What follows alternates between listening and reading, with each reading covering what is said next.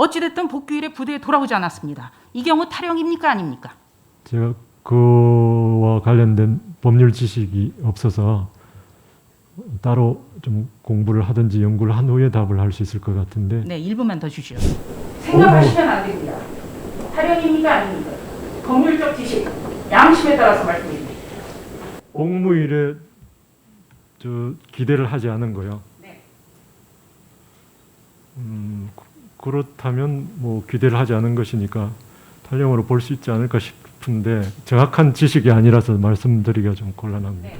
후보자께서 과거에 하셨던 재판을 저희가 한번 쭉 살펴봤습니다. 그 후보자께서 법관 재직 시절에 2차례에 걸쳐서 병역과 관련한 재판을 하셨더군요. 네, 두 사건은 공익근무요원에 대한 사건이었습니다. 네, 그림 준비됐으면 좀 띄워주시고요. 공익근무요원이 무단으로 결근해서 복무를 이탈한 사건이었습니다. 네, 두 사건. 하나는 2006년 2006년 5월에 선고를 하셨습니다. 네, 하나는 공익근무요원이 8일 이상 정당한 사유 없이 무단으로 결근을 했고요. 마찬가지로 또 한 사건도 8일 이상 무단 결근입니다.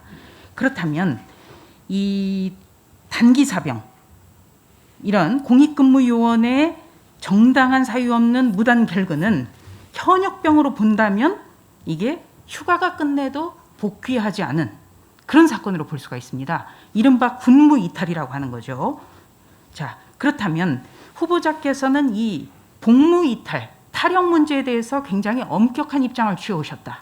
이렇게 봐도 되겠습니까? 제 기억으로는 그 공익근무요원들의 경우는 집에서 출퇴근을 하기 때문에 항상 그런 유혹에 빠지기 쉬워서 그 사안에 따라서 구체적인 거로 이걸 위반한 내용이 왜 이렇게 발생했는지에 대해서 살펴봤던 기억이 있습니다만 자세한 기억이 잘 나지는 않습니다. 그러면은 다시 한번 묻겠습니다. 공익근무요원과 현역 사병의 경우에는 근무 태도가 달라야 된다고 보시는 겁니까? 다시 말해서 공익근무요원은 무단으로 결근하면 안 되는 거죠. 그렇죠? 네. 그러면 현역병 같은 경우에는 귀대 날짜를 지키지 않아도 된다는 말씀입니까? 그것은 아닐 것인데요. 아닙니다. 네, 그것은 아니라면 자, 이런 사건이 있습니다. 열흘간의 휴가를 냈는데 열흘간을 연장하고 복귀일에 부대에 돌아오지 않았습니다. 이 경우는 탈영입니까 아닙니까? 공익근무요원입니까? 그러니까 열흘 동안 휴가를 내고 또 열흘 연장하고 어찌됐든 복귀일에 부대에 돌아오지 않았습니다. 이 경우 탈영입니까 아닙니까?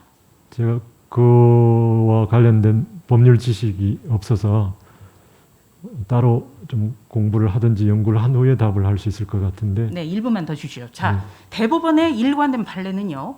복무일에 귀대하지 않은 것 이것 자체를 탈영으로 규정을 하고 있습니다.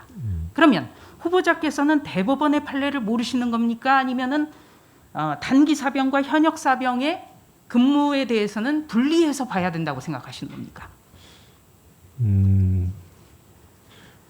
뭐 분리해서 그 부분도 조금 더 제가 생각을 해보고 정리해. 분리해서 봐야 된다고요? 아니요, 분리하지 않아야 된다고 생각하는데 그 같이 부분은 보셔야 된다는 거죠? 저 나름대로 조금 더 정리가 필요한 부분인 것 같습니다. 아직 후보자님, 이 자리는 후보자님의 소신을 따지는 자리입니다. 여기서 잘 보셔야 됩니다.